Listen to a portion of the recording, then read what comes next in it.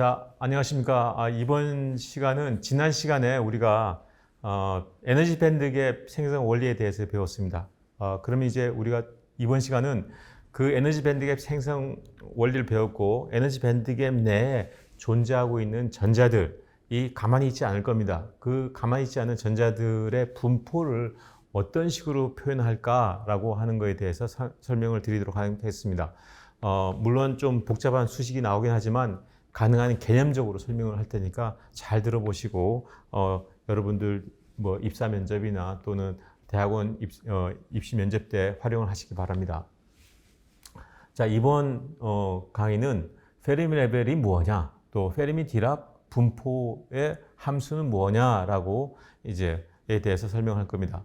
결론은 이거를 이용해서 우리는 캐리어 컨센트레이션, 그러니까 전자의 농도 또는 홀의 농도를 계산하고자 하는 겁니다. 그 중간 과정이라고 생각하시면 됩니다. 자, 그래서 페르미 레벨, 페르미 디락 분포 곡선을 배우면은 거기에서 도출되는 게 이제 페르미 레벨이 자연스럽게 도출되는데 거기에 대해서 공부를 하도록 하겠습니다. 자, 페르미 디락 분포식은 이런 식으로 생겼습니다.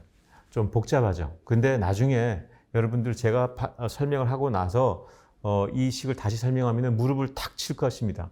너무나도 영악한 식이라고 할 수 있습니다. 이거는 페르미라는 사람과 디락이라는 사람이 어떤 그냥 가정하에 가설을 세운 겁니다. 가설을 세워서 이 정도면은 이 밴드갭 내에 전자 분포가 이런 수식적으로 표현할 수 있겠다라고 이제 이 사람이 가설을 세우는데 그게 정말로 우리가 현대 산업이 발전하면서 요즘은 이렇게 반도체 캐리어 컨센트레이션, 홀 메저먼트나 뭐 여러 가지 방법으로 캐리어 컨센트레이션을 잴 수 있는데 이렇게 캐리어 컨센트레이션을 측정한 것과 이론으로 이제 이렇게 가설을 세워서 발표한 것과 너무 잘 일치하더라.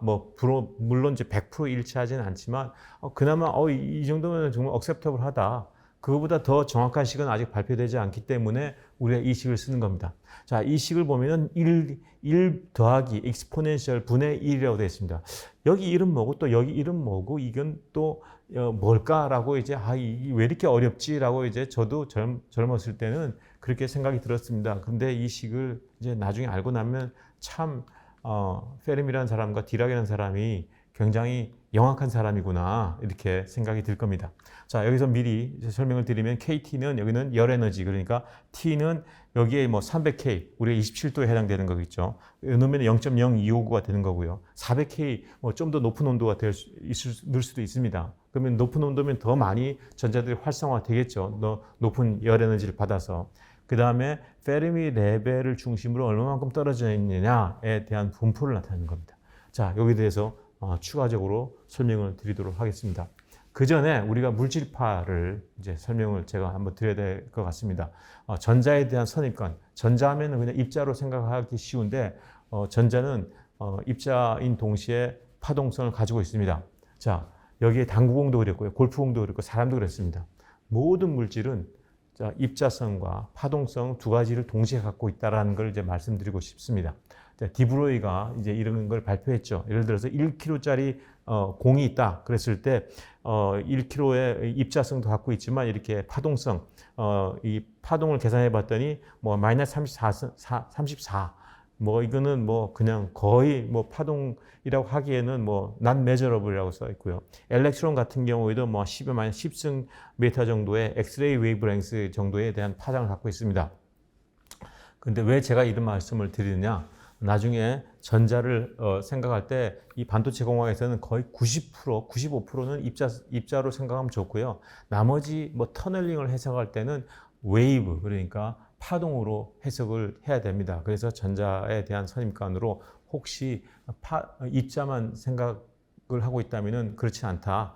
전자 또는 모든 물질은 입자성과 파동성을 동시에 갖고 있다는 것을 미리 알고 갔으면 좋겠습니다. 자, 우리가 전공책에 보면 이렇게 줄이 세 개 그려 있습니다.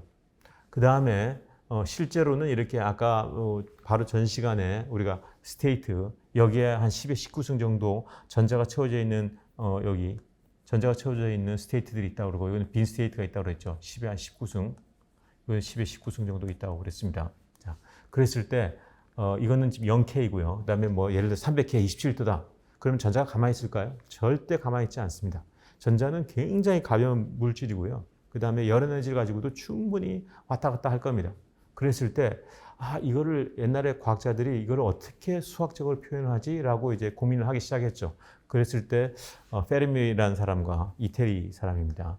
원자 폭탄에 기여를 하게 됐죠. 미국으로 건너가서 폴 디락, UK에 있는 폴 디락이라는 사람이 이런 가설을 세웠습니다. 이 가설. 그런데 이거를 이제 수식적으로 보면 너무 힘드니까 제가 학생들한테 이렇게 좀 더 쉽게 설명하기 위해서 이런 생각을 했었습니다.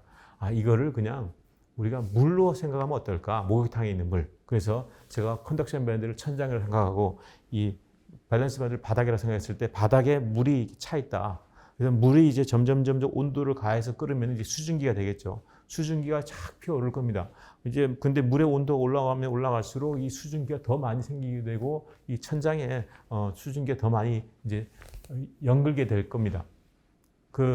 이제 그렇게 생각하면은 딱 좋은 비유가 될 것 같아서 제가 이 목욕탕을 이제 들고 나왔습니다. 그래서 밑에 바닥에는 100% 이제 저기 물이 있다. 수증기 이제 물 분자가 있다. 그다음에 천장에는 거의 물 분자 찾기 힘들다. 그런데 온도를 올리면 올릴수록 물 분자가 더 올라가면서 수증기 입자가 올라가면서 천장에 수증기를 발견할 수 있는 확률이 커진다라고 이제 제가는 이렇게 말씀을 드리고 싶습니다. 그래서 예를 들어서 면접장에 갔을 때 천장과 이 바닥을 보면서 여기에 물이 꽉 차 있다. 그리고 온도로 올라갔을 때 이거를 이제 분포를 가지고 위로 올라갈 텐데 천장으로 올라갈 텐데 이걸 이제 수학식으로 어떻게 표현하느냐. 그 전에 이제 엔리코 페르미라는 박사고요. 근데 폴 디락이라는 박사가 1926년에 이 가설을 발표를 했습니다. 자, 그러면 이 바닥에 있는 물이 이제 온도가 올라가면 이제 이렇게 위로 수증기가 이제 천장으로 올라갈 텐데 이걸 어떤 수학식으로 표현하지? 뭐 1차 함수도 있을 거고요. 1차 함수. 또 2차 함수도 있을 거고. 그런데 이거는 뭐 그렇게 우리 같은 일반 사람들이 이렇게 생각을 할 거고 이 사람들이 생각했던 건 익스포넨셜 함수를 썼습니다. 이 익스포넨셜 함수를 써서 이제 가설을 세웠습니다. 그래서 이 익스포넨셜 함수를 가지고 이 익스포넨셜 함수처럼 수증기가 전자가 이렇게 밴드갭 내에 분포를 할 것이다라고 이제 가설을 이제 세웠던 겁니다.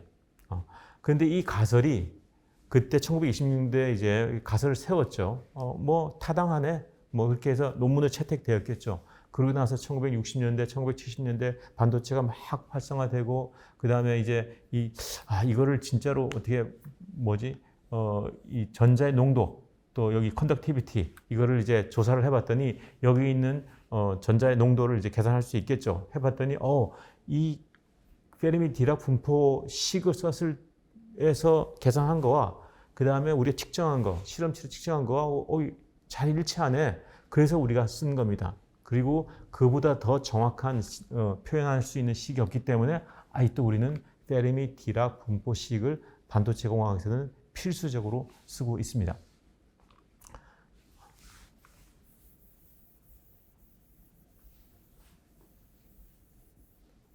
자, 페르미 디락 분포식의 알고리즘이 이렇습니다. 자, 이거를 이제 알면은 이제 굉장히 이해하기가 쉬울 겁니다. 첫 번째, 밸런스 밴드. 이 바닥에는 전자를 발견할 수 있는 확률이 1이다. 왜냐하면 물이 꽉 차 있기 때문에 그냥 손만 집어넣으면 늘 우리가 100% 물 분자 또는 수증기 또는 전자를 잡을 수 있죠. 그 다음에 천장 같은 경우에 천장에는 전자를 발견할 수 있는 확률이 0이다 또는 0보다 조금 크거나 0에 가깝다라고 이제 생각하면 좋겠죠. 이거는 1이나 1에 가깝고요. 그 다음에 정가운데, 이 정가운데는 0.5로 보자.